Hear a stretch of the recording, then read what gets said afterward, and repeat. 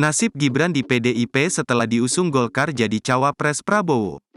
Wali Kota Solo Gibran Rakabuming Raka tak menjawab dengan pasti soal statusnya di PDIP saat ini. Belum ada kepastian soal status Gibran yang merupakan kader Partai Banteng Moncong Putih itu.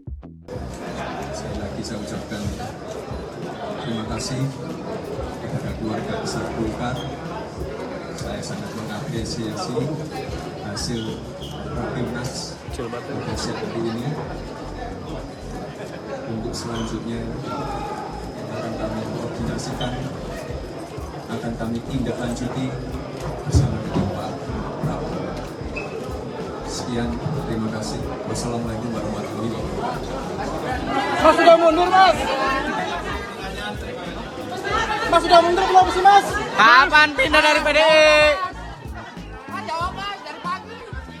Mas, gitu doang, Mas.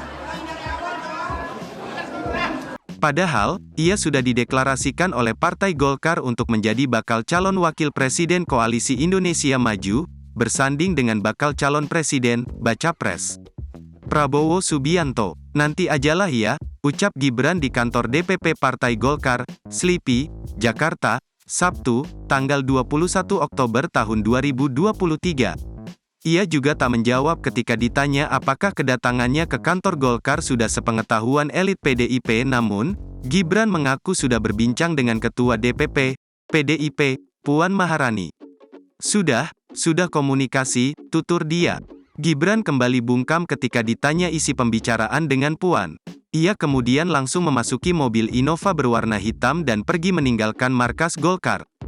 Sebelumnya, Ketua Umum Partai Golkar Airlangga Hartarto telah menyerahkan surat keputusan rapat pimpinan nasional yang menyatakan dukungan partai beringin pada Gibran untuk menjadi pendamping Prabowo pada Pilpres 2024. Dalam konferensi persnya, Gibran menyatakan bakal berkoordinasi dengan Prabowo soal dukungan dari Golkar itu. Sementara itu, Prabowo menyatakan bakal membicarakan dukungan dari Golkar ke Ketua Umum Partai Politik anggota Kim yang lain. Ia memberikan sinyal bakal mendeklarasikan bacawa pres Kim dalam waktu dekat. Download Tribun X sekarang, menghadirkan lokal menjadi Indonesia.